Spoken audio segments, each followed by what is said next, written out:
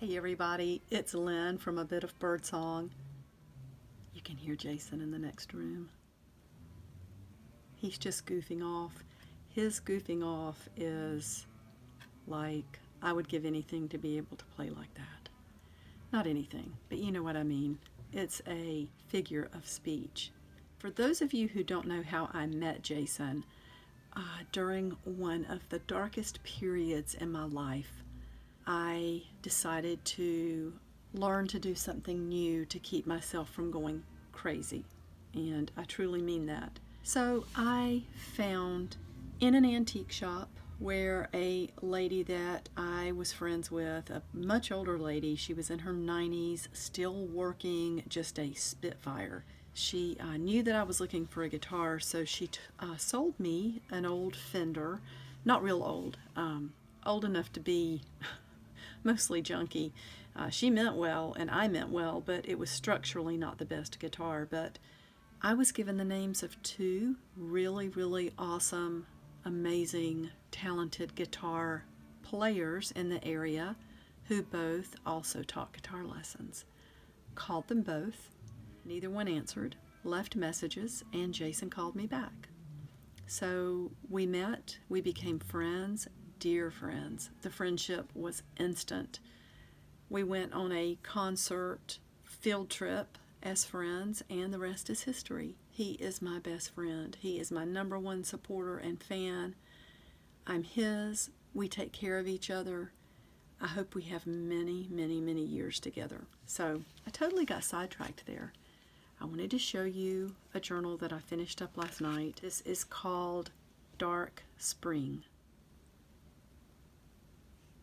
It, of course, was inspired by the times we're living in right now. This pandemic, coronavirus, Covid19, and I have been busy cleaning up my dining room and organizing supplies because right now my business online, what I do for myself, is my number one job. It's my only job right now. I'm on furlough. Anyway, just getting my room organized so that I can really bump up creativity and production. So I had this beautiful piece of quilted fabric. I've been saving this for goodness knows what. I kept thinking that it would tell me what it needed to be, and then it would float down to the bottom of the fabric bin, and I found it in my cleaning out. So it, of course, inspired me to make a journal. It's a sample piece, and I love that it has these gold rings there. Lockdown, March 25th, 2020. Today's the 26th, and as a little side note, tomorrow's my birthday. Yesterday was the day our mayor of Durham made a public announcement that we need to shelter in place. That's where this date comes from. I love this old image. I forgot that I had that. I've been going through some digitals on my computer. Again, just love this. And you know what? You know me, if I see something, I got to go ahead and take care of it. Looks like there's a little bit of purpley red ink right there where I ran the ink pad around the edge there. Let's just bring that out a little bit more. We will set this to the side, but I do love that image. And there's some stamping with one of the stamps that I love so much now. Thank you, Jay. I keep saying thank you because I love these stamps more and more, and it means so much to me. There's a charm here. I love this. This is another one I've been saving for what felt just right, and I believe this came from Happy Mail, and I believe I know who sent it. Thank you. And sometimes I'm hesitant to say because I have some of the best friends out there, and many of you have sent me charms. Normally I know who they come from, but occasionally I will put one to the side because I know I want to save it for something special. And then, lo and behold, when I come across it again, I think, ooh, I don't remember, was that from this friend or this friend? So I don't want to say the wrong name. Please, please forgive me for that. Several of your dear names are in my mind right now. The cover of this, I love the skull here, and this is a piece of the white fabric that has a lot of the rust stains. On the outside there is a metal rose charm. That's probably something that came from from Michael's. You can use these in bracelets and things, but I just used the sewing machine to tack that into place. But let's go through it. This is not a huge journal. On the inside, I used some of the really pretty boho style cotton fabric that I had left over from a previous project. This entire journal is made from paper, all from the same source. It's this beautiful paper from a scrapbook. Pictures had been glued down. I went through and took pieces that were able to be used, cut them down, tore the edges. In some places you can see the edges are touched up with this wonderful Ranger Tim Holtz Distress Paint. I love this. You can kind of hear it's got a marble or something in it, I think, to allow you to really mix it up. You can see the gold pigment in that. I love this.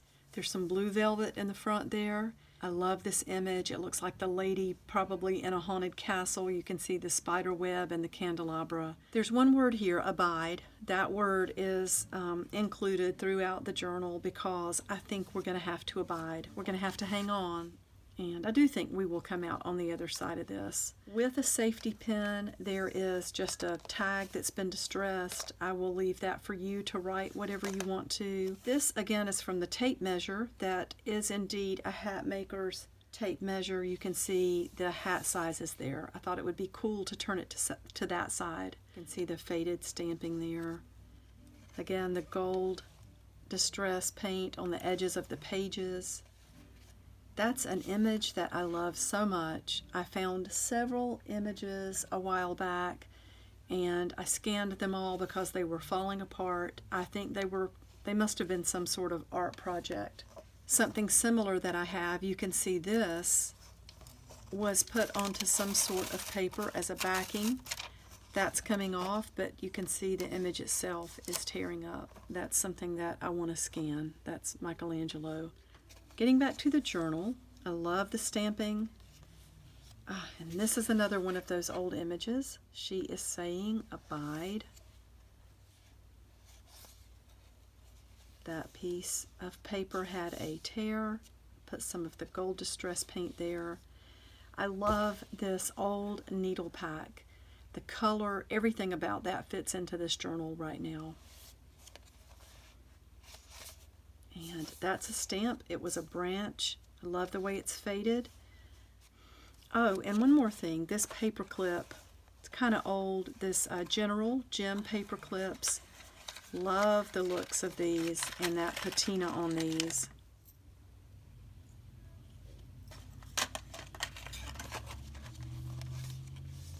This is some text from an old book that I have. It's writings by Charles Kingsley, his letters and memoirs of his life. Interesting text there. Talks a lot about God and men. Mentions Puritans, non-jurors. It's just interesting. And ink stains.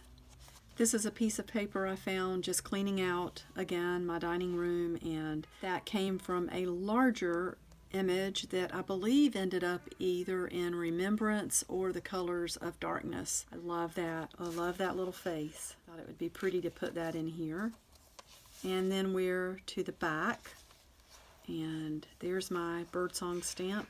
This is a little charm I found on something recently, and I went ahead and bought it. It says Show Hope. I know it's affiliated to some particular cause. I don't remember what, but, and this is ink on my finger, by the way, it's not a cut. That Show Hope charm, I knew that it would lend itself to something.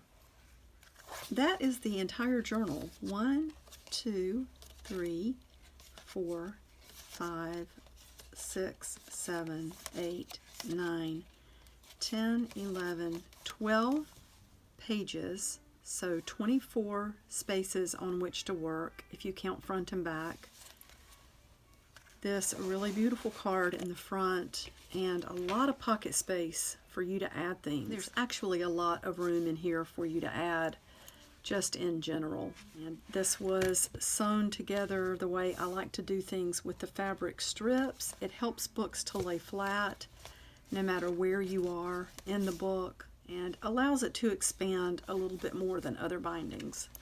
This is going into the shop. Thank you so much for watching, and I will see you very soon. Bye for now.